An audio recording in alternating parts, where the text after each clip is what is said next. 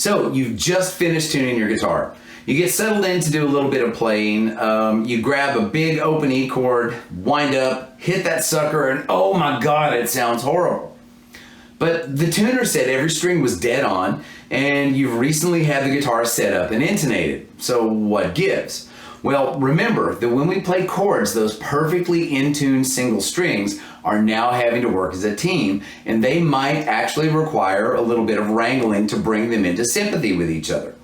So how do we do that? Well, let's talk about using multiple tuning methods to compensate for any inconsistencies in our tuning schemes.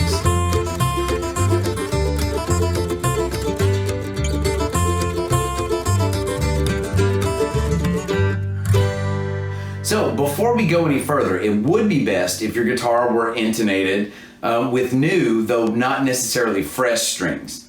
Now, if it's been a while since your guitar has been teched or your last string change, things should be fine, so don't sweat it too much. In fact, averaged tuning will help overcome some of these problems. Now, I'm going to use my classical guitar for this demonstration simply because the bridge saddle is uncompensated, and on this guitar, the tuning needs to be averaged. So let's jump in.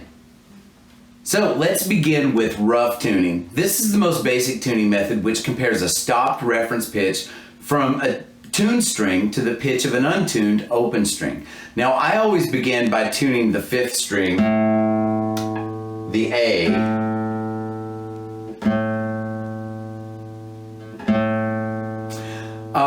and I've had a lot of guitarists ask why I don't begin with the low E, and the easy answer is because of my classical background, where everything derives from A440. Now, there's another reason, and I'll get to that in a minute. So let's begin with A.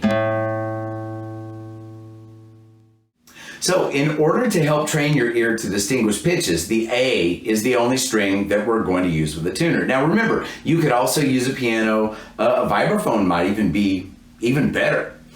And now to rough tune, we simply hit the 5th fret of the string that we just tuned to give us the reference pitch for the next open string. In other words, we play the 5th fret D on the A string, and then we tune it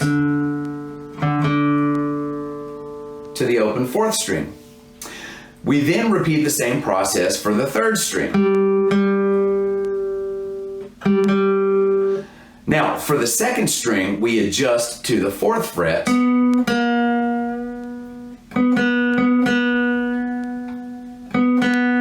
and then we return to the 5th fret to tune the 1st string.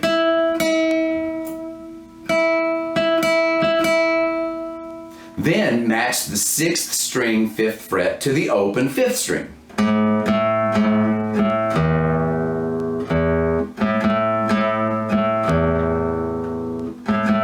You should be roughly tuned at this point. Now, depending on how developed your ear is or how well your guitar is set up, you could be really, really close at this point. However, if you're new to tuning by ear, it could be off by quite a bit. But keep doing it, you'll get better. By the way, here's a pro tip. I fully endorse tuning up to the note. Now, I know some people say it doesn't matter, but for me anyway, it sure seems easier to hear the pitches come into agreement if you tune up to your reference note. And now we should be roughly in tune. For the second step of averaged tuning, the fine tuning stage, we'll use some harmonics. And I'm sure that lots of you already know what a harmonic is, but for those who don't, here's a brief non-technical explanation. Every time we play a note on the guitar, or any instrument for that matter, we're actually hearing an infinite number of pitches, and this can cause problems with the proper pitch registering on a tuner. Have you ever played a low E and the tuner somehow registers a B? Well, that's simply because the tuner is hearing the second partial of the overtone series. And the overtone series is what we call that infinite number of notes that I just mentioned just a second ago. So in order to combat this, if we play a harmonic, we can extract a pure tone from the overtone series, which gives us an uncluttered reference pitch. Now, if we tune it to a matching harmonic on another string, reconciling the two pitches is a piece of cake. So what do? Well, we have strong harmonics which occur on the 12th, 7th, and the 5th frets. All you have to do is touch the string lightly, directly over those frets, and you'll hear a glassy, transparent, chimey sounding note. Now, it may take a little bit of practice to hit them at will, but you will get there. So let's start with the 5th fret harmonic on the A string and match it to the 7th fret harmonic on the D string. Now, if these two notes are in tune, you should only hear a single note. If they're not in tune, you'll hear two notes that beat against each other. Now, the closer these notes get into tune, the slower the notes will beat until the beating eventually stops. Now, at this point, they're in tune. So next, match the 7th fret harmonic of the A string to the 5th fret harmonic of the 6th string. Then match the 7th fret harmonic of the A string to the high open E string. Now, I know this may seem weird and randomly out of sequence, but think about what we've just done. We've tuned 3 strings to a single reference string, which lends us great accuracy and consistency. And by the way, this is the reason I start by tuning to the A string. So to finish off, we match the 5th and 7th fret harmonics of the 4th and 3rd strings respectively.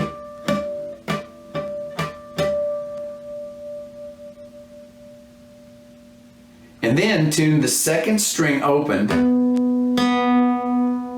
to the 7th fret harmonic of the 6th string. Dang, that's a lot to remember.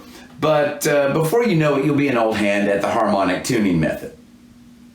At this point, there's a huge chance that your guitar is near perfectly tuned. And if not, there's one more step we can take to finish our averaged tuning, and that is to reconcile our octaves. Now, I always use octaves at the 5th fret, starting on the 5th string, again, incidentally, the A string. But I imagine octaves anywhere is just fine. Now, if each pair of octaves is in tune, great. If not, fix the upper note, then move on to the next pair,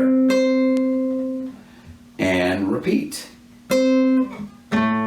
Now, when each octave pair tunes out, strum first a C chord, and then an E. And if both chords sound right, you should be in the best tune of your playing career.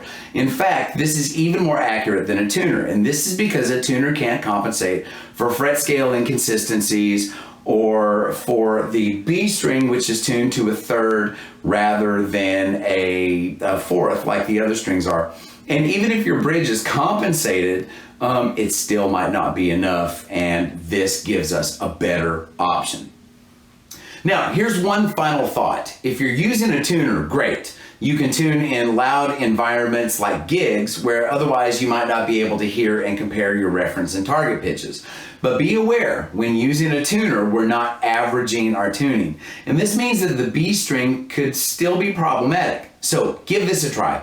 Tune your B string slightly, as in 2 to 4 cents, flat, and see if that takes care of the problem. I use this trick on my Epiphone Masterbuilt all the time, and I never have any tuning issues unless I knock the strings out of tune.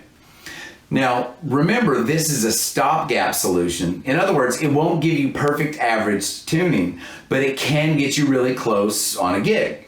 Also, remember that every guitar is different and may respond slightly differently, so experiment and see what works best for your particular guitars. Remember, like, share, and subscribe if you're enjoying the channel's content. Also, comments are always welcome, and please feel free to make any suggestions for topics you might like to see in future episodes. Anyway, have fun, stay safe, and try not to eat too much next week. So happy Thanksgiving week, everybody. See you next time. Bye.